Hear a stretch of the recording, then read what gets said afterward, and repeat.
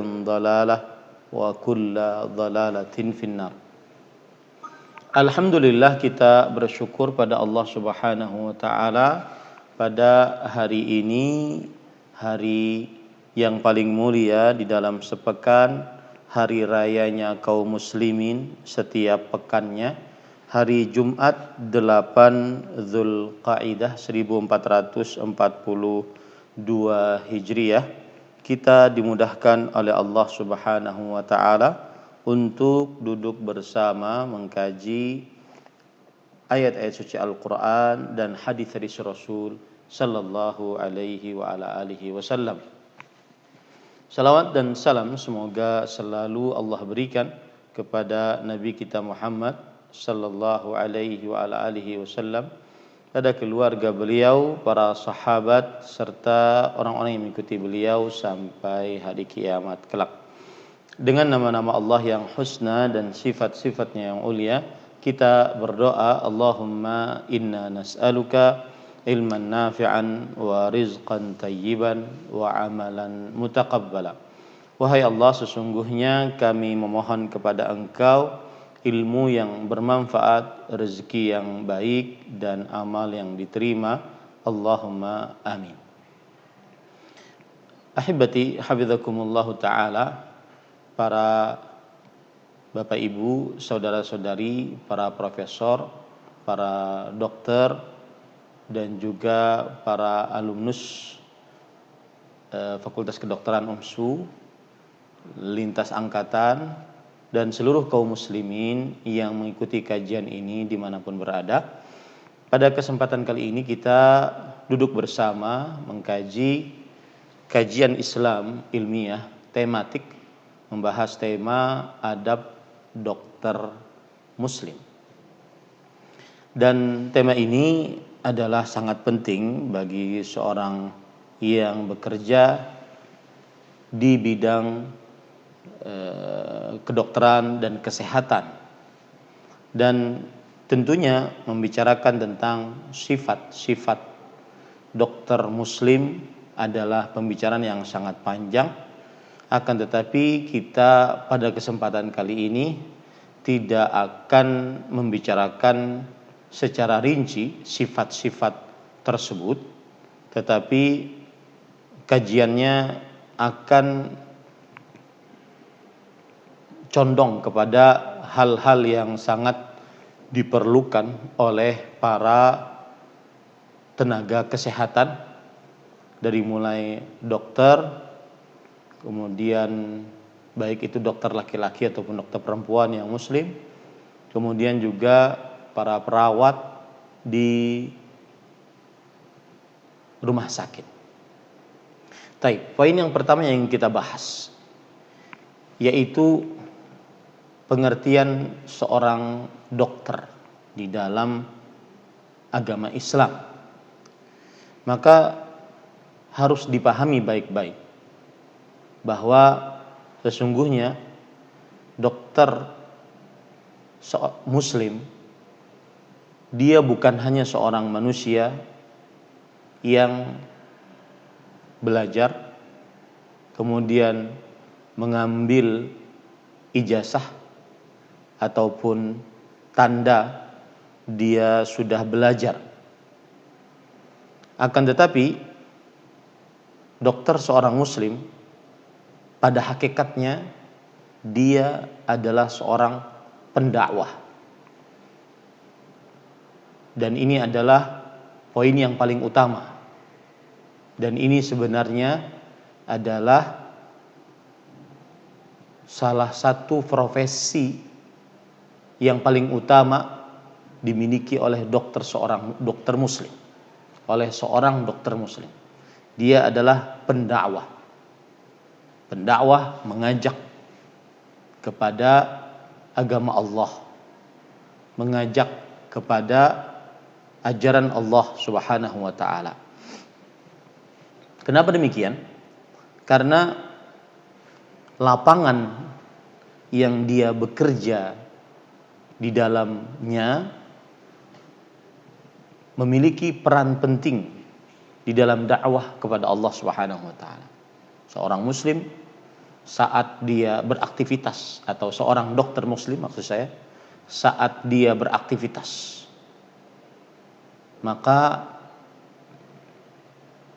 aktivitas dia di dalam daerah aktivitas tersebut sangat memungkinkan bagi dokter muslim untuk melakukan dakwah kepada Allah Subhanahu wa taala. Seperti misalkan amar ma'ruf, nahi mungkar, dan juga memperbaiki apa-apa yang terjadi dari kesalahan-kesalahan di tengah kaum muslimin, bahkan di tengah manusia. Kemudian, dan terkadang kesempatan ini tidak dimiliki kecuali oleh dokter muslim. Seorang penceramah, seorang ustadz, seorang pemuka agama, dia tidak memiliki kesempatan untuk langsung berhadapan dengan para pasien. Dia tidak memiliki kesempatan yang luas untuk berhadapan dengan dekat kepada para pasien tersebut. Akan tetapi seorang dokter muslim lah yang mempunyai kesempatan emas yang tidak dimiliki oleh selain mereka. Maka sekali lagi saya katakan, hakikat dokter seorang muslim sebenarnya dia adalah pendakwah kepada agama Allah. Dokter muslim dapat melakukan amar ma'ruf, memerintahkan yang baik-baik, memberikan nasihat, memberikan ilmu, memberikan ajaran yang sesuai dengan ajaran Islam. Dan seorang dokter muslim juga sanggup untuk melakukan nahi mungkar, mencegah akan kemungkaran yang terjadi, baik itu pada pasien saat dia di rumah sakit ataupun saat dia sesudah keluar dari rumah sakit. Kebiasaan para pasien bisa dia sangat erat kaitannya dengan seorang dokter. Taib, ahibati hafizakumullah taala. Oleh karena itu, kita akan dari sinilah kita akan mengambil apa saja yang dapat dikerjakan oleh seorang dokter muslim. Ini saya berbicara dokter muslim maksudnya laki-laki dan perempuan. Yang pertama yaitu seorang dokter muslim dapat dan sudah sejatinya memberikan peringatan kepada pasien untuk menerima apa yang Allah Subhanahu wa taala sudah tetapkan. Ini adab yang pertama.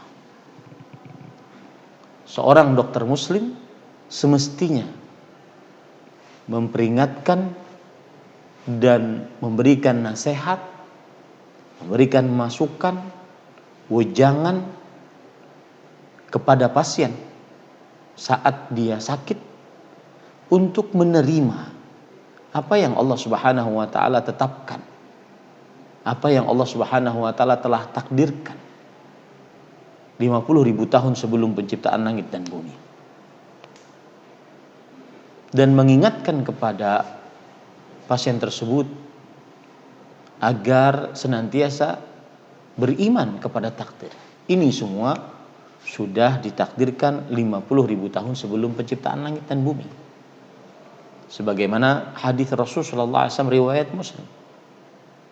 Kataballahu maqadir al-khalaiq qabla an yakhluqa as-samawati wal ard bi 50,000 sana.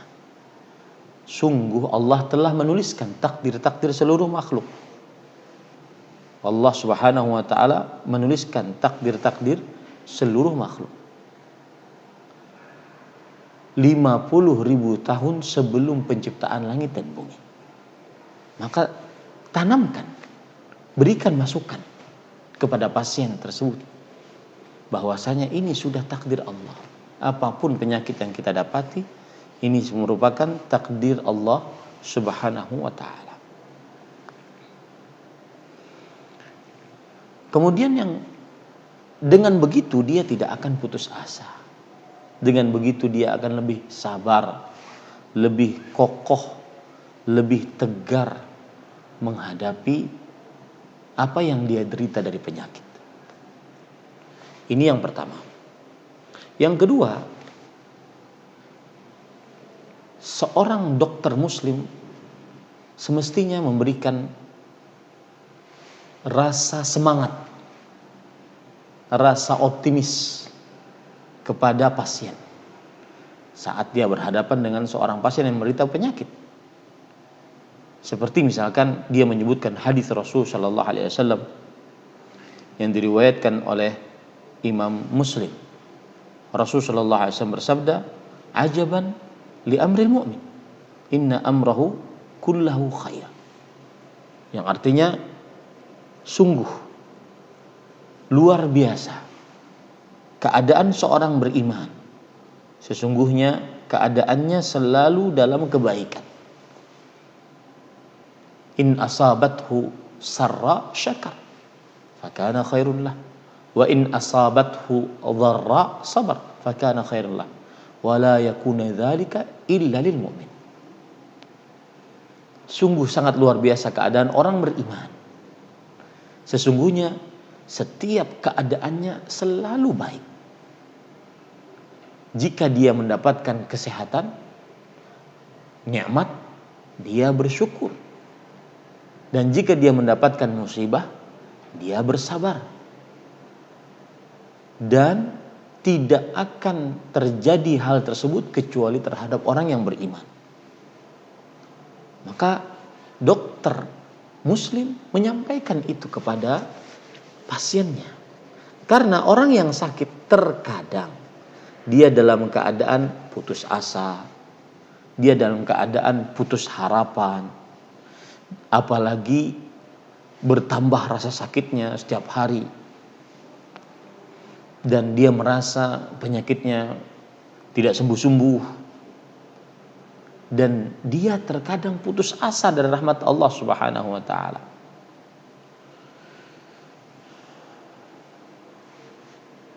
Dan para ikhwan yang dirahmati oleh Allah Subhanahu wa taala, orang biasa mungkin yang tidak sakit tidak merasakan rasa putus asa. Tetapi orang yang sakit merasakan rasa putus asa. Maka engkau wahai dokter muslim, engkau wahai dokter muslimah, harus menggunakan waktu ini, kesempatan ini, untuk meletakkan atau memberi obat yang sangat dianjurkan dalam syariat Islam, yaitu dengan menjelaskan bahwa harus rela dengan apa yang Allah Subhanahu wa taala tetapkan 50.000 tahun sebelum penciptaan langit dan bumi. Kemudian juga harus menumbuhkan semangat, kekuatan untuk sehingga pasien tersebut bisa bersabar atas musibah yang dia dapati. Dan saya berpesan kepada seorang dokter muslim, tidak ada pemberi semangat yang paling indah dibandingkan ayat-ayat suci Al-Quran dan hadis-hadis Rasul sallallahu alaihi wasallam. Buktikan saja, seindah apapun rangkaian kata kita menasihati orang, tidak ada yang menghujam ke dalam hati dibandingkan ayat Al-Quran dan hadis-hadis Rasul sallallahu alaihi wasallam. Saya ulangi, tidak ada hal yang bisa memberikan nasihat yang menghujam ke dalam hati dibandingkan ayat-ayat suci Al-Quran dan hadis-hadis Rasul Sallallahu Alaihi Wasallam. Bahkan para ikhwan yang dirahmati oleh Allah Subhanahu Wa Taala, terkadang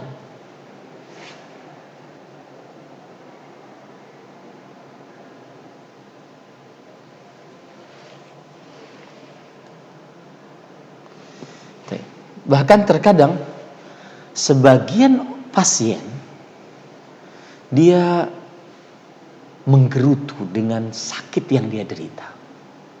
Dia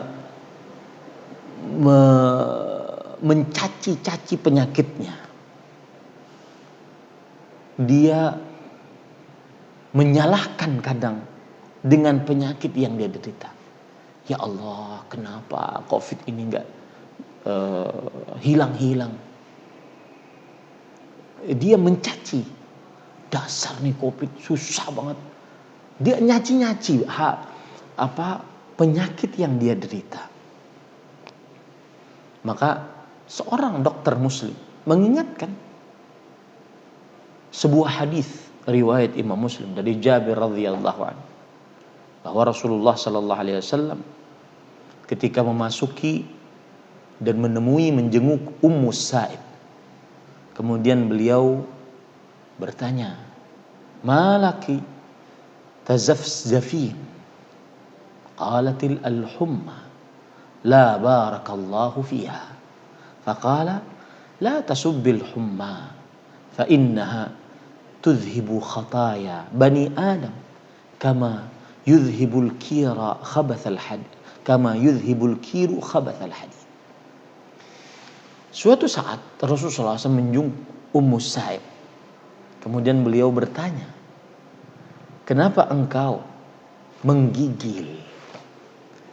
Tazafzafin, wahai Ummu Sa'ib, seorang perempuan, kenapa engkau menggigil? Maka kemudian Ummu Sa'ib menjawab, saya meriang, demam, wahai Rasulullah sallallahu alaihi wasallam. Semoga Allah tidak memberkahi demam ini. Lihat doanya, ya. Doanya kurang tepat. Kemudian Rasul sallallahu alaihi wasallam bersabda, jangan engkau cela meriang. Jangan engkau cela panas yang engkau rasakan. Sesungguhnya dia menghilangkan dosa-dosa anak Adam. Sebagaimana ubupan api menghilangkan karat pada besi. Nah, seorang dokter muslim melakukan ini saat dia mendapati pasiennya dalam keadaan mencela penyakit, menggerutu atas penyakit yang dia dapati. Maka pada saat itu dia ingatkan tentang hadis ini. Kemudian itu yang ketiga, mengingatkan jangan sampai mencela sebuah penyakit. Kemudian yang keempat, engkau wahai seorang dokter muslim memiliki kesempatan untuk membuka asa kembali bagi si pasien. Sampaikanlah kepada pasien bahwa masih ada harapan. Masih ada Allah yang Maha Pengasih terhadap hambanya. Sampaikan kepada pasien bahwasanya hanya Allah yang bisa memberikan manfaat dan mengangkat mudarat. Maka oleh sebab itu hendaknya dia berpikiran yang positif. Dan sebutkan surat Al-Baqarah ayat 216. Wa asa an takrahu syai'an wa huwa khairul lakum. Mungkin kalian membenci sesuatu, padahal itu lebih baik bagi kalian. Maka dengan sakit ini, dokter muslim menyampaikan kepada pasiennya, dengan kamu dalam keadaan sakit ini, ada kesempatan untuk dihapuskan banyak dosa yang tidak dihapuskan kecuali dengan merasakan rasa sakit. Ini subhanallah, lihat ya. Seorang dokter muslim harus menguasai ini. Buka perasaan lapang dia. Buat dia kembali semangat. Dengan cara menasihati. Bahwasanya mungkin penyakit yang kita derita sekarang, kita benci akan penyakit tersebut. Kita ingin juga sehat seperti orang-orang lainnya. Tetapi ketahuilah bahwasanya bukankah dengan penyakit ini dosa-dosa akan dihapuskan? Yang mana terkadang dosa-dosa tersebut tidak dihapuskan kecuali dengan penyakit yang dirasa. Karena ada sebagian dari orang-orang yang bertobat, bahkan sebagian besar, kemudian mereka beristighfar kepada Allah. Tapi di dalam taubatnya masih kurang, istighfarnya masih kurang. Akhirnya dosanya tidak dihapus. Akan tetapi jika dia sakit, maka Allah Subhanahu wa taala menghapuskan dosa-dosa tersebut. Yang terkadang dosa itu tidak dihapuskan dengan istighfar dan taubat yang keliru ataupun yang kurang sempurna. Asalkan dia bersabar saat mendapatkan penyakit tersebut. Nah, ini sampaikan kepada pasien seperti itu. Ini yang selanjutnya. Hitungannya silahkan dicatat kembali ya. Bismillah. Maksud saya hitungan poin-poin yang saya sebutkan silahkan dicatat dengan baik. Kemudian selanjutnya,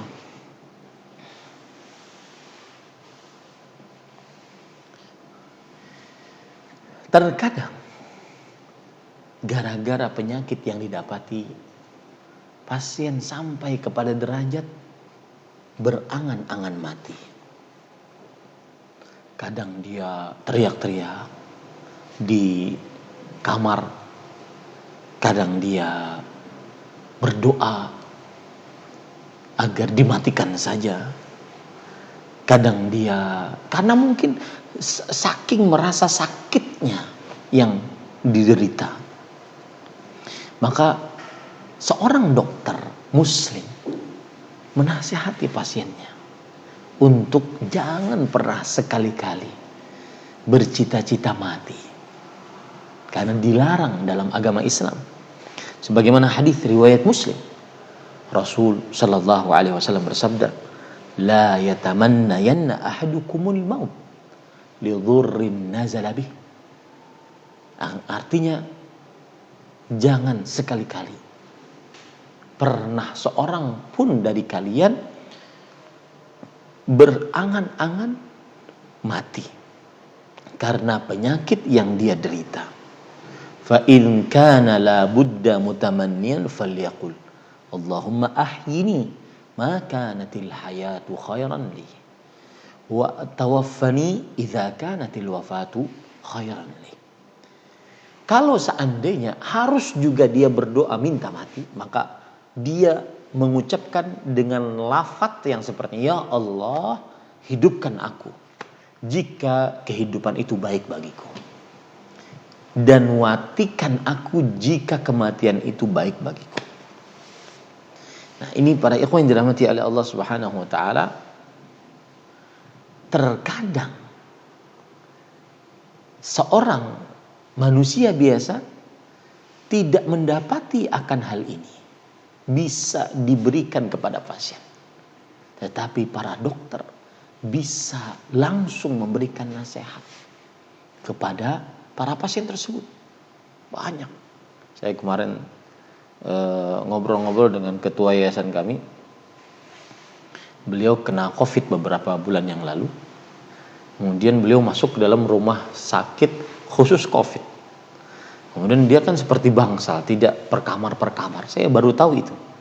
Makanya sebagian yang kena COVID kadang-kadang khawatir ketika masuk ke dalam rumah sakit khusus COVID. Karena beberapa orang terkadang malah tambah lebih parah.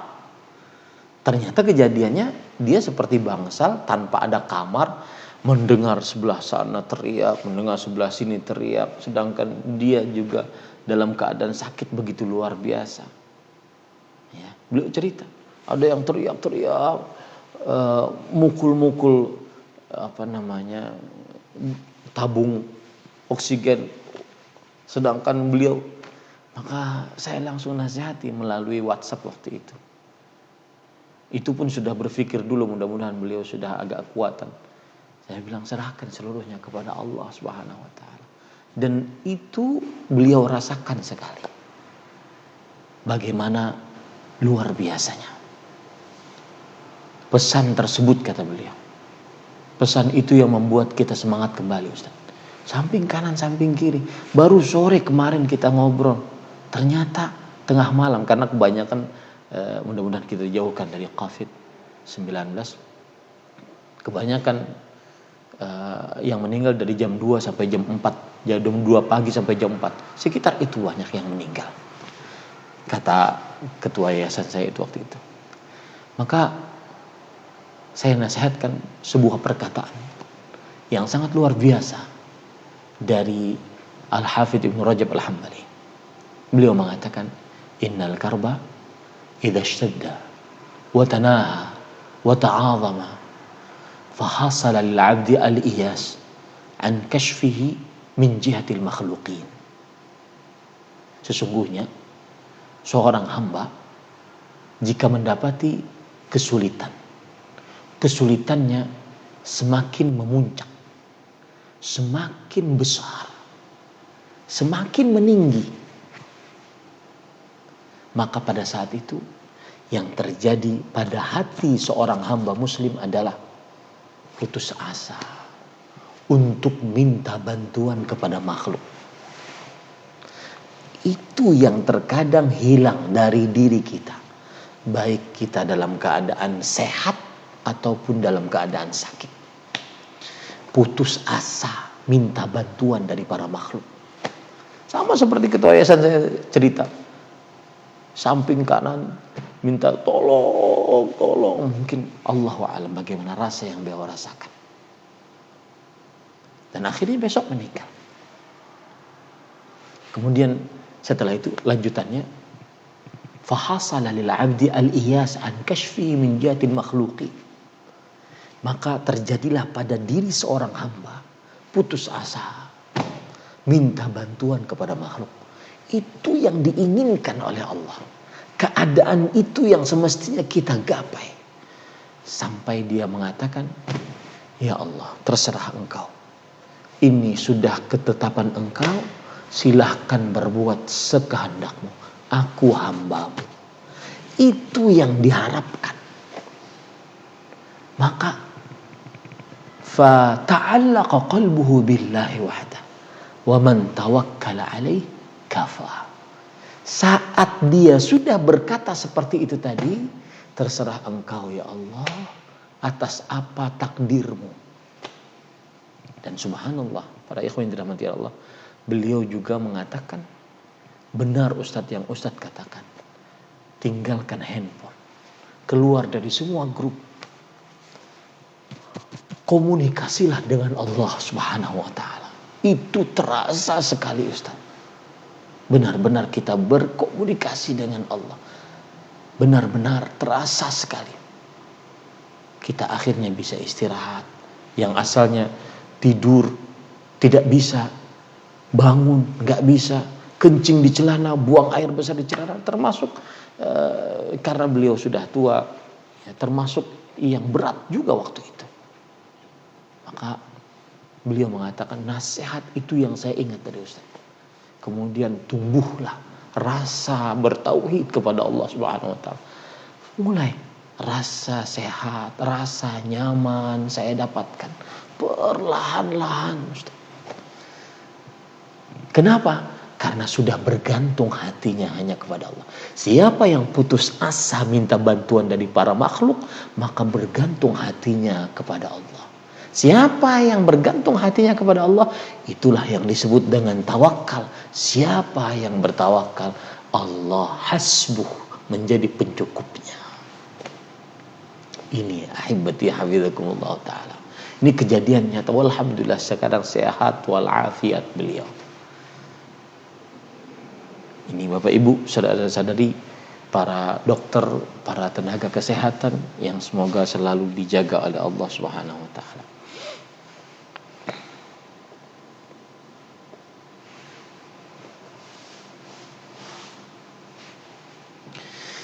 Taib, para ikhwah yang dirahmati oleh Allah Subhanahu wa taala.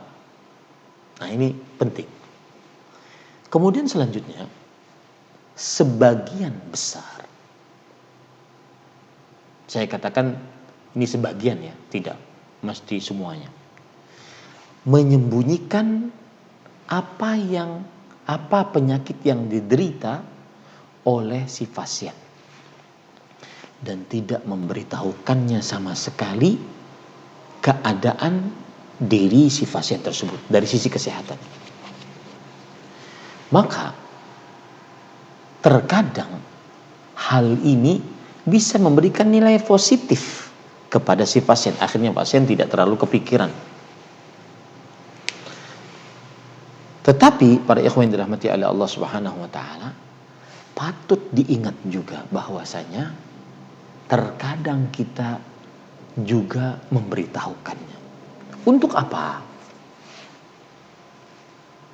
Agar dia bersedia, bersiap-siap menghadapi kehidupan setelah kehidupan dunia. Terkadang kita memberitahukannya agar dia membuat wasiat sebelum dia meninggal. Karena mungkin seorang muslim memberikan wasiat yang wajib dikerjakan oleh para wali-walinya, maksudnya para keluarganya setelah dia meninggal. Terkadang diperlukan kita memberitahukan penyakit yang diderita oleh pasien tersebut. Karena mungkin penyakitnya kronis, akut, menahun, sulit diharapkan kesembuhannya, dan dia pelaku maksiat. Alangkah baiknya kalau kita beritahukan dia bertobat dari maksiat-maksiat tersebut. Maka para ikhwan dirahmati oleh Allah Subhanahu wa taala, seorang dokter muslim harus berada di pertengahan secara proporsional dalam perihal memberitahukan penyakit tadi kepada pasien. Apakah kira-kira kalau seandainya diberitahukan dia berputus asa, ataukah kalau seandainya diberitahukan dia diperlukan untuk diberitahukan karena agar dia bersiap-siap dengan hal-hal yang sangat diperlukan saat dia dalam keadaan sakit keras dan sulit diharapkan kesembuhannya. Maka ini dokter melihat maslahat mana yang lebih baik. Dan kemudian para ikhwan yang dirahmati oleh Allah Subhanahu wa taala, mungkin juga para dokter memberitahukan dengan bahasa yang mudah dipahami, yang tidak menyebabkan akhirnya dia berputus asa. Seperti misalkan para dokter mengatakan, wahai saudaraku, umur kita semua di tangan Allah Subhanahu wa taala. Terkadang ada yang meninggal dengan penyakit seperti ini, dan terkadang ada yang sehat dengan izin Allah Subhanahu wa taala. Kita tidak tahu. Akan tetapi semua dari kita harus bersiap-siap untuk menghadap kepada Allah Subhanahu wa taala kapanpun. Jadi ucapan-ucapan yang membuat si pasien dia bersiap-siap dan tidak dalam keadaan menakut-nakuti si pasien tersebut. Nah, ini para ikhwan. Jadi kadang-kadang tidak memberitahukan penyakit kepada pasien ini juga ada semacam sisi negatifnya kepada pasien tersebut. Nah,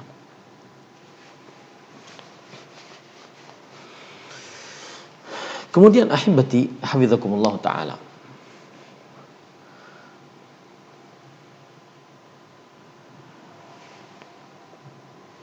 yang patut diperhatikan juga bagi seorang dokter adalah saat dalam keadaan sekarat, maka hati-hati.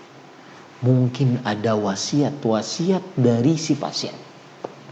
Hati-hati juga, mungkin ada rahasia-rahasia tersendiri yang dimiliki oleh si pasien yang merupakan aib jika diketahui oleh orang banyak. Maka para ikhwan yang dirahmati oleh Allah Subhanahu wa taala,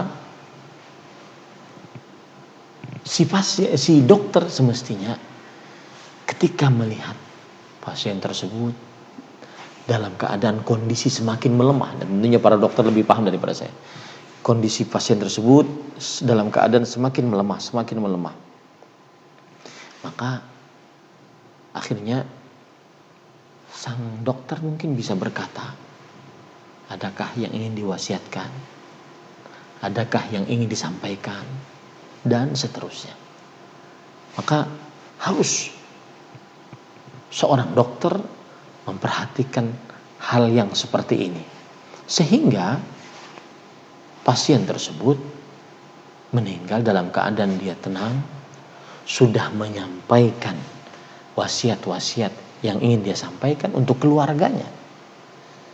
Nah, ini beberapa hal-hal yang penting yang bisa dilakukan oleh si dokter, sehingga beberapa perkara penting tersebut tersampaikan kepada wali-wali si mayit, anak-anak si mayit, kemudian juga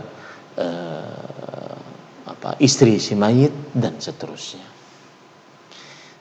Dan ini tidak bisa didapati oleh semua orang, bahkan sampai keluarganya tidak bisa didapati. Tetapi yang mendapati adalah para dokter yang menemaninya. Baik. Kemudian ahibati hafizakumullah taala, selanjutnya seorang dokter ketika dia berpraktek meriksa pasien-pasien, maka jangan lupa berniat untuk menjenguk orang sakit. Menjenguk orang sakit, karena ini amalan yang sangat luar biasa. Jangan lupakan niat itu.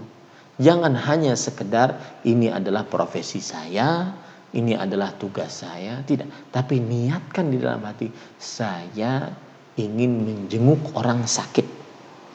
Hal ini berdasarkan hadis riwayat Imam Tirmidzi, bahwa Rasulullah sallallahu alaihi wasallam bersabda, "Ma min muslimin" sebentar.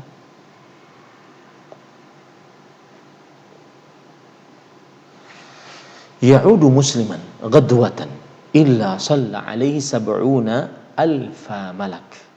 Alfu malakin hatta yumsi wa la ya'uduhu masa'an illa shalla alaihi sab'una alfu malak hatta yusbih wa kana lahu kharifun fil jannah. Tidaklah seorang muslim menjenguk seorang muslim yang sedang sakit di pagi hari, melainkan ada 70.000 malaikat yang bersolawat atas orang yang menjenguk tersebut dari pagi sampai sore. Apa maksud malaikat bersolawat atas orang yang menjenguk tersebut?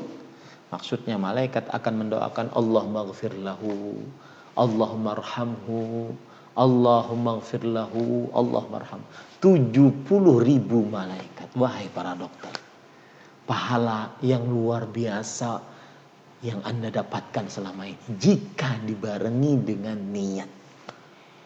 Makanya Rasul sallallahu alaihi wasallam bersabda, "Innamal a'malu binniyat." Sesungguhnya amalan-amalan itu tergantung niatnya. Wa innamal likulli imri'in ma nawa. Dan setiap orang mendapatkan apa yang ia niatkan. Bagian pertama dari hadis tersebut berkaitan dengan amal. Amal tergantung niatnya. Bagian kedua berkaitan dengan pelaku amal. pelaku amal akan mendapatkan apa yang ia niatkan. Dan tidaklah dia menjenguk orang yang sakit di sore hari, melainkan 70.000 malaikat mendoakan kebaikan untuk orang yang menjenguk orang sakit tersebut sampai pagi, dan dia akan mendapatkan kharifun fil jannah, yaitu ruangan yang megah di dalam surga. Para ulama menjelaskan al-kharif wal makhrafah as-thimar al-mujtanah fil jannah tiwalun dhahabuhu wa 'udatuhu wa huwa yamshi fi kharafil jannah fi thimaril mujtanah allati takunu fil jannah. Kharif itu bagaikan kebun yang sedang berbuah, yang mana lebar dan panjangnya sangat luas. Ya, subhanallah. Nah, ini para dokter sekalian, diniatkan agar kita senantiasa berniat menjenguk orang sakit saat kita berpraktek. Bukan hanya sekedar pekerjaan-pekerjaan yang seseorang mengerjakannya dengan rutinitas.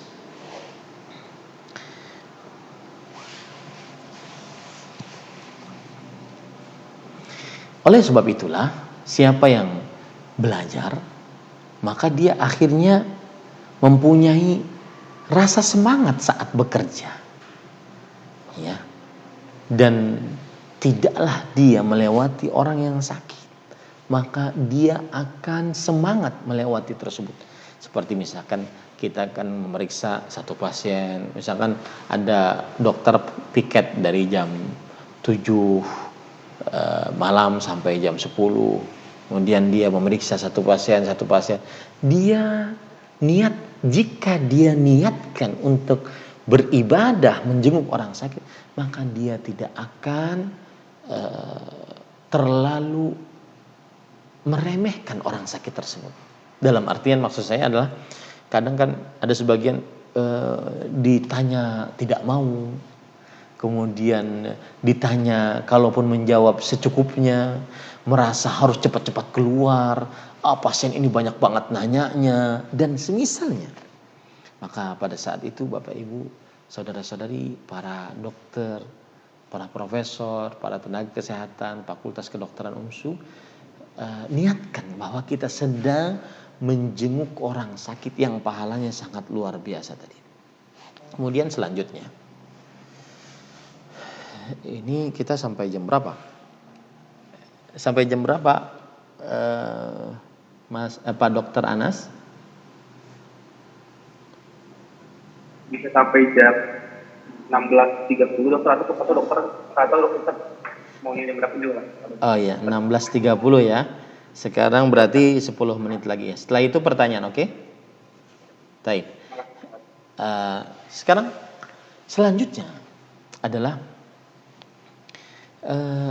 hendaknya para dokter memperhatikan hukum-hukum yang berkaitan dengan seorang yang sedang sakit. Hukum-hukum Islam yang berkaitan dengan seorang yang sedang sakit. Seperti misalkan hal-hal yang berkaitan dengan bersucinya pasien. Kemudian hal-hal yang berkaitan dengan menghadap kiblat saat sholat. Hal-hal yang berkaitan dengan perihal sholat, tata cara sholat. Ini Bapak Ibu saudara-saudari yang dimuliakan oleh Allah Subhanahu wa taala. Karena kita pribadi yang ditakdirkan oleh Allah Subhanahu wa taala untuk berceramah, sering mendapatkan pertanyaan-pertanyaan bahwa pasien mengatakan, saya selama sakit meninggalkan sholat sama sekali, karena saya kira bahwasanya sholat tidak diwajibkan pada saat sakit. Atau ada sebagian orang mengatakan bahwasanya saya kencing keluar dari kemaluan saya terus menerus, dan saat itu pula saya tidak bisa untuk bersuci dan akhirnya saya tidak sholat. Kemudian ada juga yang bertanya, saya tidak bisa bangun dari tempat tidur, tidak bisa kemudian ke WC untuk bersuci, bagaimana sholat saya? Akhirnya saya tidak sholat. Nah, seorang dokter ketika melihat hampir setiap hari keadaan yang dia dapati seperti ini, maka semestinya seorang dokter benar-benar mengetahui bagaimana hukum-hukum fikih yang berkaitan dengan hal-hal tersebut, terutama perihal bersuci dan sholat. Kalau seandainya pas bulan Ramadan berkaitan dengan puasa, karena itu yang didapati oleh setiap muslim yang sedang sakit. Makanya kemarin ketika saya berhubungan dengan panitia dari FK UMSU, ada dalam benak saya membawakan tema fatwa-fatwa seputar kedokteran. Fatwa-fatwa seputar kedokteran. Tetapi saya lihat adab seorang muslim, adab dokter muslim dulu. Mudah-mudahan nanti kapan-kapan kita bisa membahas tentang fatwa-fatwa seputar kedokteran. Padahal para ikhwan yang dirahmati oleh Allah, Bapak Ibu, para profesor, para dokter, para tenaga kesehatan dari Fakultas Kedokteran UMSU yang semoga selalu dijaga oleh Allah Subhanahu wa taala, kita mendapati ayat dalam Al-Qur'an yang sangat mudah untuk kita sampaikan kepada pasien kita. Di antaranya surat At-Taghabun ayat 16. Allah Subhanahu wa taala berfirman, "Fattaqullaha mastata'tum." Bertakwalah kalian sesuai dengan kemampuan kalian. Maka apabila seseorang tidak sanggup untuk sholat kecuali dengan pakaian yang najis, maka hendaklah dia sholat dengan pakaian tersebut. Tidak ada pakaian lain, hendaklah dia sholat.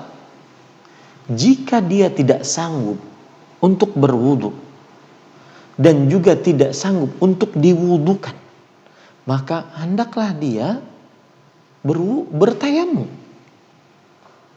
Nah, ini contoh-contoh seorang dokter semestinya paham dan perhatian kepada hukum-hukum fikih yang berkaitan dengan orang sakit. Sehingga apabila seorang pasien bertanya, maka dokter paham dan bisa menjelaskan. Dokter paham dan bisa menjelaskan. Kemudian juga jika seorang pasien tidak sanggup untuk menghadap kiblat dan tidak bisa bergerak sama sekali, stroke total. Ya, kalau di dalam bahasa Arab, saya nggak tahu bahasa Indonesianya atau bahasa kedokterannya, asyalal al-rubai. Artinya stroke total. Dia tidak bisa sama sekali bergerak, tetapi dia masih sadar. Mungkin hanya matanya saja, matanya pun, tetapi dia masih sadar, otaknya masih bagus ya. Nah, itu mungkin nanti saya diberitahu apa istilahnya gitu. Masih sadar dia. Tidak bisa bergerak sama sekali, tapi dia masih sadar.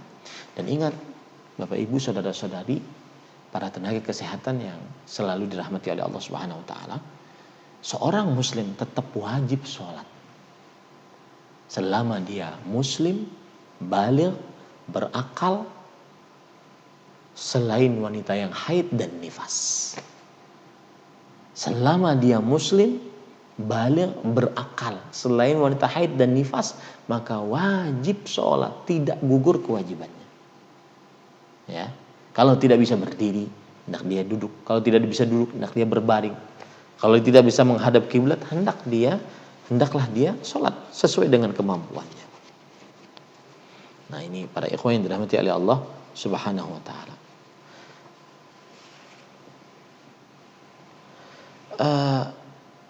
Ada sebagian orang mungkin, dan saya yakin yang ngaji kita sekarang bersama tidak ada yang seperti itu. Ada sebagian tenaga kesehatan yang mengatakan, emang gue pikirin, lu mau sholat mau enggak bukan urusan saya, yang penting saya ngobatin, saya meriksa, selesai. Ya, maka para ikhwan yang dirahmati oleh Allah Subhanahu wa taala, Ini kan urusan saya dengan dia adalah memeriksa dia. Adapun urusan dia dengan Allah, kenapa saya harus ikut-ikutan? Ini tidak benar.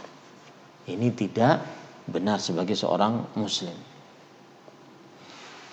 Jadi intinya seorang dokter muslim dia belajar fikih-fikih, tata cara bersuci, tata cara sholat, terutama yang berkaitan dengan orang sakit.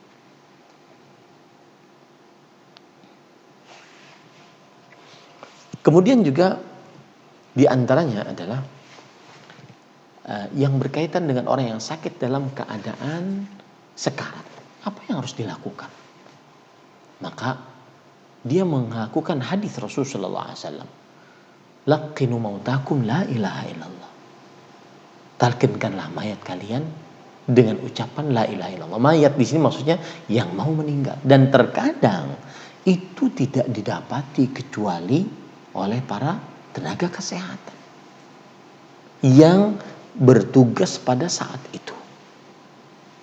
Saya pengalaman, mama saya rahimahullah, pembuluh darah kepalanya pecah sehingga sekitar berapa mili gitu di dalam otaknya ada darah dan akhirnya stroke, tetapi tidak koma sampai akhir meninggal tidak koma.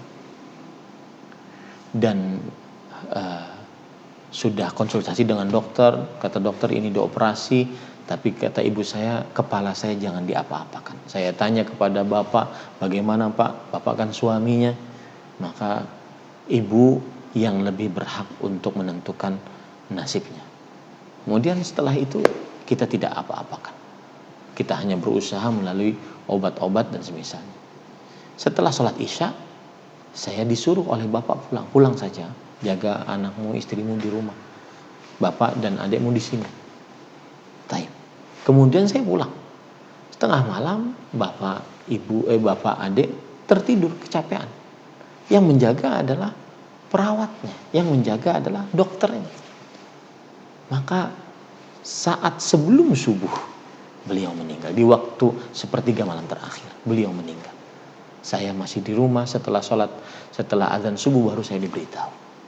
Nah, ini contoh nyata bahwasanya bagaimana seorang tenaga kesehatan dia bisa melakukan ini, mentalkin mayat ataupun orang yang dalam keadaan sekarat. Sesungguhnya seorang yang terakhir ucapannya la ilaha illallah masuk ke dalam surga. Nah, ini para ikhwan yang dirahmati oleh Allah, waktu sudah habis. Terakhir lagi saya ingin katakan bahwasanya harus jangan dibedakan antara ini kewajiban profesi saya dan ini kewajiban agama saya. Bersatulah dalam hal itu. Seperti Rasul sallallahu alaihi wasallam ketika menjenguk seorang pembantu beliau yang beragama Yahudi dalam keadaan sekarat. Kemudian beliau mengatakan, "Aslim. Wahai fulan, wahai pembantuku, masuklah dalam agama Islam." Kemudian dia menoleh kepada bapaknya. Bapaknya mengatakan, "Ati Abul Qasim." Taati Nabi Muhammad sallallahu alaihi wasallam. Akhirnya dia masuk Islam. Setelah itu Rasulullah sallallahu alaihi wasallam bersabda, "Alhamdulillah alladzi anqadhahu minan nar." Segala puji bagi Allah yang telah menyelamatkannya dari api neraka. Maka terkadang porsi profesi dengan porsi agama dia harus menyatu sehingga benar-benar seorang dokter akhirnya mendapatkan manfaat dunia dan juga pahala di sisi Allah Subhanahu wa taala. Alhamdulillah selesai tepat, mungkin kita sudah berbicara sekitar 54 menit ya, sekitar itu. Semoga yang disampaikan bermanfaat. Wallahu alam. Sallallahu Nabi Muhammad walhamdulillahi rabbil alamin. Silahkan Pak Dokter. Allah untuk mewakilkan Ustaz, semoga kita bisa mengadakan lagi ya dokter mengenai paru-paru kedokteran. Selanjutnya Ustaz, kita akan masuk ke tanya jawab. Sudah banyak Ustaz pertanyaan yang masuk. Saya mohon izin kepada Profesor, Dokter dan Titipan jika misalnya ada pertanyaan yang bisa saya sampaikan kepada Ustaz, saya mohon maaf. Ustaz, untuk pertanyaan pertama, Bismillah, izin bertanya Ustaz, bagaimana kita menjaga sikap kepada pasien yang terkadang merasa paling tahu tentang penyakitnya dan obatnya, dan kadang menganggap dokter mengkofitkan pasien. Bagaimana Ustaz? Bismillah, walhamdulillah, wassalatu wassalamu ala rasulillah, amma ba'du. Adapun untuk menghadapi pasien yang seperti ini jenisnya tentunya banyak dan tidaklah keluar pertanyaan ini kecuali karena terjadi di lapangan. Maka bagaimanapun kita bergaul, ada pasti orang yang digauli, yang kita gauli pasti ada yang menyakitkan hati, ada yang tidak mengenakan perasaan. Maka kerjakan apa yang disebutkan oleh Rasul sallallahu alaihi wasallam. Yang pertama yaitu Rasul sallallahu alaihi wasallam bersabda, al-muslim al-mu'min alladhi yukhalitun nas wa yasbir ala adahum khairun minal mu'min alladhi la yukhalitun nas wa la yasbir ala adahum. Seorang yang beriman yang bergaul dengan manusia dan sabar, ya, lebih baik dibandingkan orang yang beriman yang tidak bergaul dan tidak sabar. Maka salah satu yang bisa kita hadapi dari kita kerjakan saat menghadapi pasien jenis seperti ini adalah bersabar, berharap pahala dari Allah Subhanahu wa taala. Karena mungkin pasien sudah stres, bingung, penyakitnya tidak sembuh-sembuh, kemudian akhirnya dia merasa lebih pintar dari dokternya, maka seorang dokter lebih baik dia bersabar dan kerjakan sesuai dengan apa yang dia bisa kerjakan dari pengetahuan ilmu kedokteran yang dia miliki. Wallahu a'lam. Baik, terima kasih Ustaz. Untuk yang kedua Ustaz, izin bertanya, apakah seorang dokter muslimah tetap bisa melakukan edukasi di sosial media dan seperti Zoom atau IG Live, di mana semua mata bisa memandangnya? Karena ini untuk profesi Ustaz, bagaimana cara menyikapinya? Ustaz. Bismillah, walhamdulillah, wassalatu wassalamu ala rasulillah wa ala alihi wa sahbihi wa wala. Di sini dibedakan antara hal yang berkaitan dengan profesi seorang dokter dan kadang-kadang ada perihal-perihal yang tidak bisa diungkapkan secara vulgar di hadapan khalayak ramai, tetapi hanya dihadapkan kepada yang memerlukan, maka itu tidak dibuka secara vulgar di hadapan orang banyak. Tetapi ada kadang-kadang hal-hal yang umum dirasakan oleh kaum muslimin ataupun umat manusia secara umum, maka termasuk daripada amal saleh agar dia bisa memberikan edukasi tentang kesehatan kepada para dokter, kepada para masyarakat manusia secara umum, tentang hal-hal yang berkaitan dengan kesehatan masyarakat. Saya beri contoh misalkan, bagaimana agar kita menghadapi saat anak demam.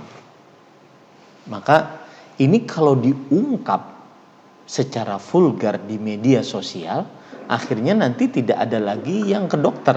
Pikirannya kan seperti itu. Maka kita sebagai tenaga kesehatan boleh mengungkap hal-hal yang dasar, awal. Bagaimana cara menghadapi anak yang sedang demam, terutama lebih daripada 30 derajat Celcius. Dan kemudian nanti di akhir dinasihatkan bahwasanya tidak semua orang bisa untuk menghadapi anak yang demam. Jika berlanjut maka silahkan untuk datang kepada dokter. Artinya ada yang diberitahukan, ada yang tidak bisa vulgar, secara vulgar kita beritahukan kepada menjadi konsumsi publik. Itu satu. Yang kedua adalah harus diperhatikan bahwasanya ada beberapa keadaan-keadaan yang para dokter, terutama dokter perempuan muslimah, tidak bisa untuk mempraktekkannya di hadapan orang banyak seperti di media sosial, karena berkaitan dengan wajahnya, berkaitan dengan kecantikannya. Allah Subhanahu wa taala berfirman, "Wa la yubdina zinatahunna illa ma dhahara minha." Para perempuan tidak boleh memperlihatkan kecantikannya. Maka saya nasihatkan, saya bermain Instagram, saya bermain Facebook, terkadang terlihat para dokter mungkin ingin memberikan edukasi kepada masyarakat tentang sesuatu, ya. Tetapi dokter perempuannya keburu cantik banget gitu. Maka janganlah dia memperlihatkan kecantikannya dikonsumsi oleh masyarakat luas. Bahkan yang terjadi adalah para lelaki mata jalang lebih menikmati wajahnya dibandingkan edukasi yang dia sampaikan, ya, dibandingkan edukasi yang dia sampaikan. Saya sering mengatakan bahwasanya seorang perempuan muslimah, apapun itu profesinya, lebih baik dia tidak menampakkan kecantikannya, kemudian perhiasannya, kemolekan tubuhnya, kemulusan kulitnya, kemudian kebagusan pakaiannya di hadapan laki-laki yang bukan mahramnya.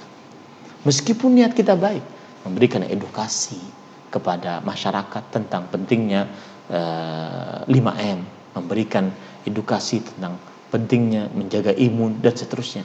Akan tetapi terkadang, itu tadi, syaitan dia adalah makhluk yang paling ahli untuk menjebak manusia sehingga bermaksiat kepada Allah. Para dokter saja akan dikatakan sebagai spesialis ketika sudah melalui beberapa pendidikan, kemudian praktek sekian puluh tahun, sekian belas tahun. Sedangkan iblis dan bala tentaranya, dia berpraktek mengganggu manusia. Sudah mungkin miliaran, ratusan miliar, ya, miliar-miliar tahun, tugasnya cuma satu, ganggu manusia. Maka saya yakin betul para tenaga kesehatan yang membuat video-video, baik itu melalui aplikasi TikTok ataupun Facebook ataupun yang lainnya, Instagram, dan mereka perempuan muslimah dan memperlihatkan kecantikannya, tetapi dalam rangka memberikan edukasi, niatnya mungkin baik, akan tetapi di sana banyak mudarat yang didapatkan oleh dirinya ataupun yang melihatnya. Dan dia bisa melakukan edukasi tersebut tanpa harus memperlihatkan wujudnya. Wallahu a'lam. Nah. Terima kasih Ustaz. Mungkin para partisipan jika ada pertanyaan yang ingin langsung sampai kepada Ustaz, silahkan raise hand, nanti akan kami fasilitasi untuk bertanya. Silakan selagi menunggu nanti saya akan membacakan pertanyaan lainnya, Ustaz. Baik, lanjut Ustaz. Izin bertanya, mohon nasihatnya bagaimana menyikapi pasien yang sudah tua atau sepuh dan takut untuk menghadapi kesendirian dan kematian, Ustaz. Bismillah, walhamdulillah, wassalatu wassalamu ala rasulillah wa ala alihi wa sahbihi wa man wala. Saya sering menghadapi orang-orang tua, nenek-nenek yang sedang dalam keadaan semakin melemah, kondisinya semakin melemah, maka kita cukup menasihatkan kepada dia memperbanyak istighfar. Sudah cukup, nggak usah diceramain banyak-banyak, perbanyaklah istighfar, ya. Gak usah diceramain, Nek, kehidupan setelah kematian itu begini, Nek, Allah berfirman seperti ini, Nek. Gak perlu, ya. Mereka cukup untuk beristighfar atas dosa. Kenapa saya katakan seperti itu? Ada cerita menarik. Seorang tabi'i, Al-Fudail bin Iyad rahimahullah. Beliau waktu itu bertanya kepada seseorang, "Kam anta?" Berapa umurmu? 60 tahun, kata yang ditanya. Kemudian kata Fudail bin Iyad, seorang tabi'i ini, berarti engkau selama ini sudah berjalan 60 tahun menuju Allah Subhanahu wa taala. Kemudian orang ini mengatakan, innalillahi wa inna ilaihi raji'un. Ini perkataan maksudnya, aduh sangat berat hidup ini. Kemudian beliau yang ditanya ini, yang umurnya 60 tahun tadi bertanya, lalu apa yang harus saya kerjakan? Kiranya dosa sudah terlalu banyak. Amal soleh banyak tetapi tercampur juga dengan dosa. Susah kita menghafalnya. Mana yang lebih banyak? Susah. Apa yang harus saya kerjakan? Di akhir-akhir hidup saya ini apa yang harus saya kerjakan? Maka beliau menjawab 2. Kata beliau, ahsin fima baqi yughfar laka ma qad madha.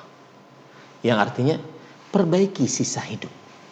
Niscaya akan diampuni apa yang telah lalu dari hidupmu. Maka salah satu perbaikan yang luar biasa adalah memperbanyak. Diminta pasien untuk memperbanyak istighfar. Perbanyak istighfar aja Pak. Kita semua memperbanyak istighfar. Begitu kita sampaikan kepada pasien. Wallahu a'lam. Nah. Baik, terima kasih Ustaz. Kemudian Ustaz, bagaimana hukumnya terhadap kondisi pasien yang sedang sakaratul maut dan yang sedang kita lakukan adalah pompa jantung dan pasien belum ditawarkan oleh keluarganya, berbenturan dengan peraturan rumah sakit untuk tidak memperbolehkan pasien didekati kerabatnya pada saat ada proses tindakan. Mohon pencerahannya Ustaz. Bismillah, alhamdulillah, wassalatu wassalamu ala rasulillah, amma ba'du. Dalam kasus yang seperti ini, maka tenaga kesehatan berusaha semampunya. Sebagaimana ayat Al-Quran tadi, fattaqullaha mastata'tum, bertakwalah kepada Allah semampu kalian. Maka kita sampaikan di telinganya, ucapkan la ilaha illallah, ucapkan seperti itu. Kalau seandainya dia ada pergerakan lidahnya, ataupun pergerakan mulutnya, ataupun pergerakan tangannya, sudah cukup. Nggak usah, wah kayaknya belum mantep tuh, kita ulangi yuk. Jangan, biarkan saja, sudah cukup. Ya, jadi pada saat itu tenaga kesehatan banyak pahalanya karena membimbing orang untuk mengucapkan kalimat tauhid sebelum dia meninggal. Wallahu a'lam. Nah.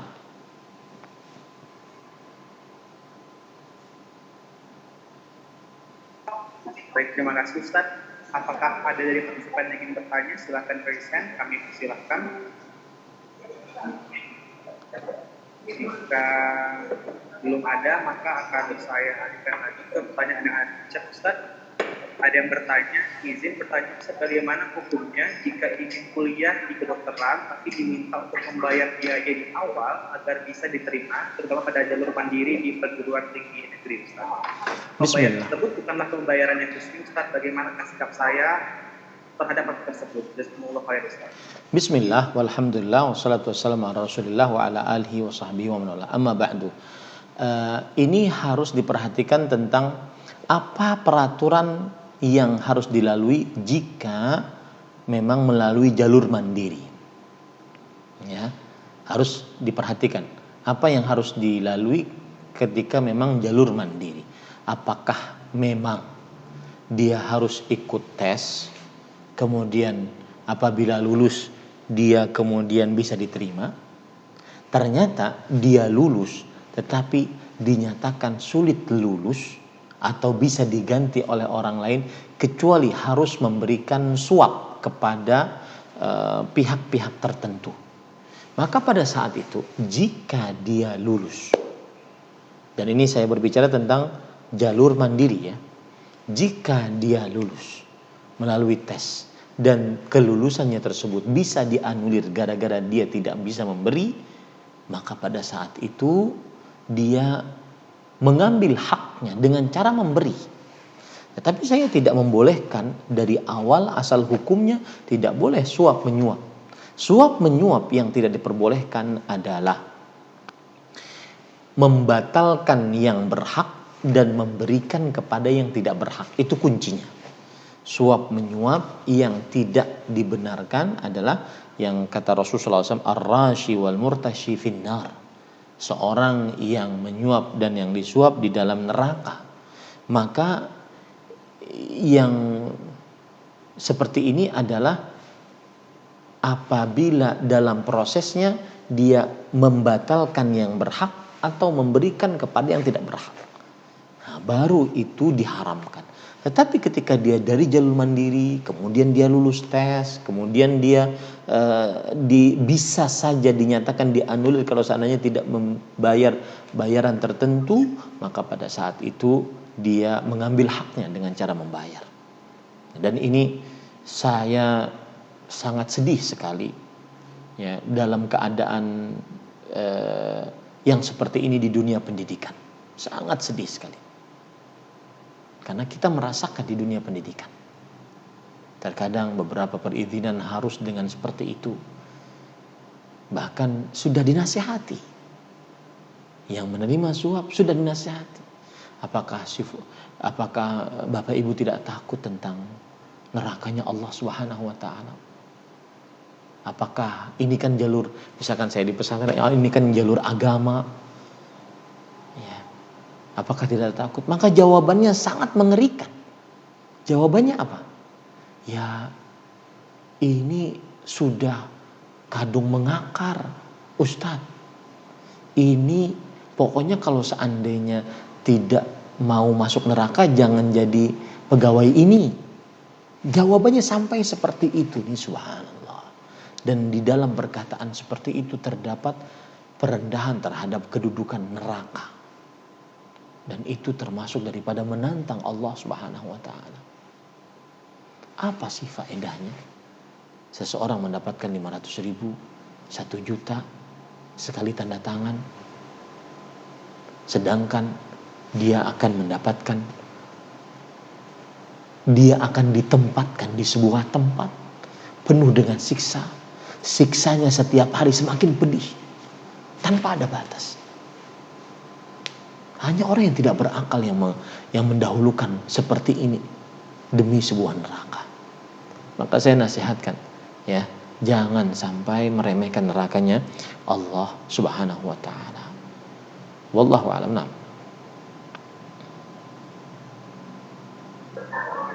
Terima kasih Ustaz. Ustaz, kira-kira boleh apa sudah lagi Ustaz kita sampaikan? 1 lagi atau 2 lagi boleh deh. Oke dokter.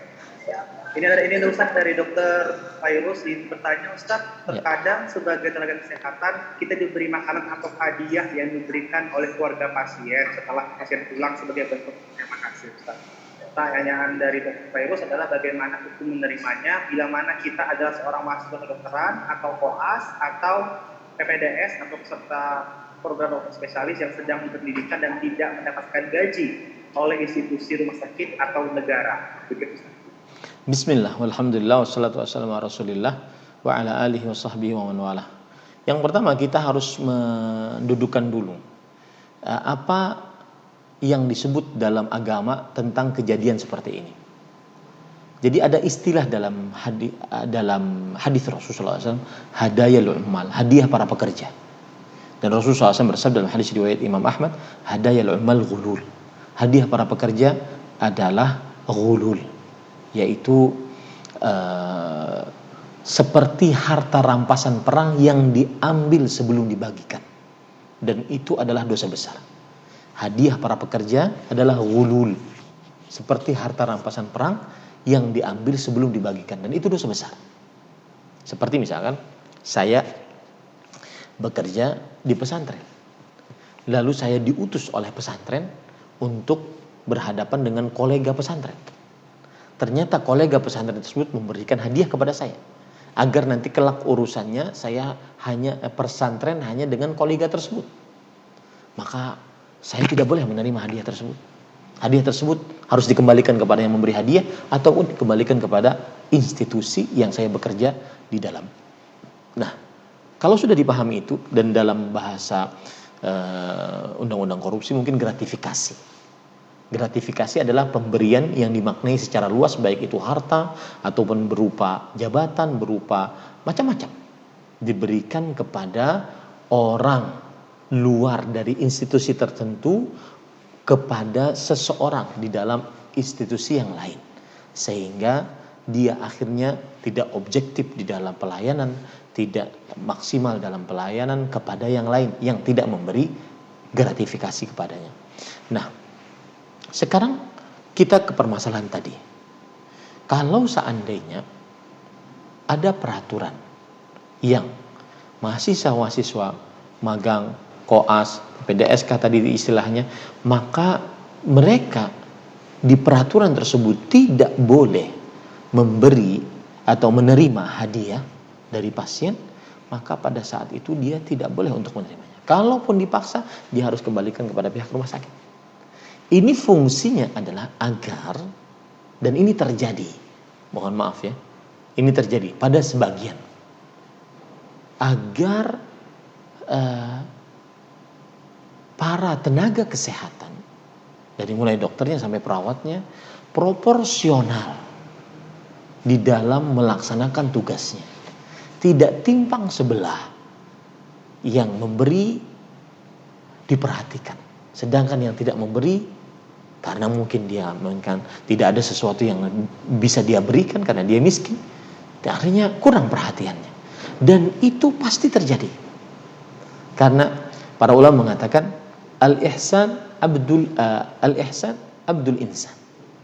Artinya seorang yang diberi jasa oleh orang lain, dia akan terhutang jasa kepada orang lain tersebut, maka bagaimanapun sikapnya akan berbeda. Nah, kalau seandainya ada peraturan itu tidak diperbolehkan, maka pada saat itu dia tidak boleh mengambilnya. Kalaupun mengambilnya dipaksa, maka dia harus dikembalikan kepada pihak rumah sakit. Baik, kalau seandainya tidak ada peraturannya, berarti boleh-boleh saja dong? Boleh, dengan syarat dia harus bertakwa dalam pemberian tersebut. Yang memberi dengan yang tidak memberi sama saja perhatiannya, pelayanannya, karena dia adalah seorang tenaga kesehatan, bukan pegawai dari si pasien-pasien ini. Nah, semoga bisa dipahami ya. Wallahu a'lam. Nah, Jazakallah Ustaz, untuk pertanyaan terakhir, isi pertanyaan Ustaz, bagaimana caranya memperkuat iman kita serta secara syariat Islam agar senantiasa mendapat perlindungan dari Allah Subhanahu wa taala. Bismillah, walhamdulillah, wassalatu wassalamu ala rasulillah wa ala alihi wa sahbihi wa man wala. Jawabannya adalah, ini mungkin pesan yang menarik. Saya punya kenalan dan beliau mengatakan, Ustaz, sampaikan saja, saya seorang dokter yang berada di salah satu rumah sakit di Bekasi. Kemudian sampai saat ini alhamdulillah dokter tersebut, dari mulai 1 tahun yang lalu COVID menyebar di tengah kaum muslimin, sehingga di tengah umat manusia, sehingga menjadi pandemi COVID-19. Alhamdulillah, saya sampai saat ini, kata beliau, belum terkena COVID. Salah satu yang mohon Ustadz sampaikan nanti, jika Ustadz ceramah terutama di hadapan para tenaga kesehatan, beliau katakan, bertakwalah kepada Allah dengan sebenar-benar takwa. Jaga mata, jaga telinga, jaga lisan, jaga tangan, jaga kemaluan, jaga kaki. Benar-benar bertakwa kepada Allah. Ya, benar-benar bertakwa kepada Allah Subhanahu wa taala. Dan beliau setiap kali, hampir setiap 2 pekan, beliau swab. Alhamdulillah Ustaz, dengan modal ini Allah Subhanahu wa taala masih menolong. Dan saya beberapa kali memberikan nasihat-nasihat di beberapa rumah sakit rujukan COVID di Jabodetabek. Karena kakak saya pun juga dokter, adik saya pun juga dokter, dan mereka memakai APD lengkap, tapi kena Ustaz. Saya yakin betul Allah Maha Penjaga. Saya yakin betul, ihfazillah yahfazka. Jagalah Allah, maka niscaya Allah akan menjagamu. Dan menjaga Allah, salah satunya adalah menjaga batasan-batasan Allah. Maka beliau kemudian nasihatin saya, Ustadz harus bertakwa, benar-benar bertakwa. Jangan melihat perempuan yang bukan mahram Ustadz, terutama di media sosial. Jauhi Ustaz. Dan beliau tidak pakai media sosial. Handphonenya handphone jadul. Ya. Ada pasien Ustaz, terkadang perempuan, saya tidak noleh Ustaz. Berusaha dengan semangat. Kemudian benar-benar melaksanakan, itu yang pertama. Yang kedua adalah karena Allah Subhanahu wa taala berfirman, "Wa man yattaqillaha yaj'al lahu makhraja." Siapa yang bertakwa kepada Allah, Allah akan jadikan untuknya selalu jalan keluar. Kemudian yang kedua, Ustaz, jangan pernah lupakan zikir pagi, zikir sore. Itu imun paling kuat, Ustaz. Saya rasakan itu, imun paling kuat. Jangan pernah remehkan itu. Dan alhamdulillah sekarang zaman media sosial, Bapak Ibu, para profesor, para dokter, para tenaga kesehatan sekalian, Fakultas Kedokteran UNSU yang semoga selalu dirahmati oleh Allah, silahkan searching di internet. Zikir pagi dan sore yang benar, yang sahih dari Al-Quran dan Hadis. Silahkan di-download, baca itu. Terutama doa, Allahumma afini fi badani, Allahumma afini fi sam'i, Allahumma afini fi basari, la ilaha illa anta. Ya Allah, berikan aku afiat di dalam tubuhku. Ya Allah, berikan aku afiat di dalam penglihatanku, pendengaranku. Tidak ada Tuhan yang berhak diibadahi kecuali Engkau. Baca itu. Baca dengan sebenar-benar perenungan hati paling dalam. Bukan hanya lisan yang ngomong, Ustaz. Benar-benar tancapkan dalam hati. Kita harus yakin bahwa Allah Subhanahu wa ta'ala yang memberikan afiat, kesehatan, keselamatan. Bahkan ada perkara yang beliau sebutkan, mungkin kalau seandainya beliau terang-terangan menyebutkan dan saya terang-terangan juga, beliau bermasalah dari sisi kedokteran gitu. Ya. Dalam artian ada beberapa peralatan-peralatan seorang dokter menghadapi COVID-19 beliau tidak pakai. Walhamdulillah, Allah Subhanahu wa ta'ala masih menjaga. Dan semoga kita semua dijaga oleh Allah Subhanahu wa ta'ala. Maka Bapak Ibu saudara-saudari para dokter, ini yang bisa saya sampaikan. Semoga yang disampaikan bermanfaat dan semoga kita semua dijaga oleh Allah Subhanahu wa ta'ala, dan kita berdoa kepada Allah. Saya berharap ini tenaga kesehatan di garda terdepan. Berdoalah kepada Allah di sepertiga malam terakhir saat sujud agar pandemi COVID-19 diangkat oleh Allah. Tidak boleh kita putus asa untuk berdoa. COVID-19 sudah ulang tahun 1 tahun. Ulang tahun sekali dia. Ya. Maka tidak boleh kita putus asa untuk terus berdoa. Siapa tahu di antara yang ikut kajian sekarang ada hamba-hamba Allah yang dipilih oleh Allah, yang apabila mengangkat tangan Allah langsung mengabulkan, saking tingginya imannya. Wallahu a'lam. Sallallahu nabiyana Muhammad walhamdulillahirabbil alamin. Wassalamualaikum warahmatullahi wabarakatuh. Alhamdulillah pertanyaan telah dijawab oleh Ustaz. Karena waktu sudah habis dan tidak semua pertanyaan bisa dibacakan, kami mohon maaf atas segala kekurangan dan dalam penyelenggaraan acara kajian ini. Semoga kita bisa bertemu lagi Ustaz dalam kajian selanjutnya bersama Ustaz mengenai pada kedokteran. Semoga apa yang kita peroleh pada akti ini bermanfaat dan bisa diamalkan. Amin, amin, ya rabbal alamin. Kami ucapkan jazakumullah khairan kepada Ustaz dan juga tim, dan marilah kita tutup kajian ini dengan membaca doa penutup majelis. Subhanallah wa bihamdika, asyhadu an la ilaha illa anta, astaghfiruka wa atubu ilaik. Wassalamualaikum warahmatullahi wabarakatuh. Waalaikumsalam warahmatullahi wabarakatuh.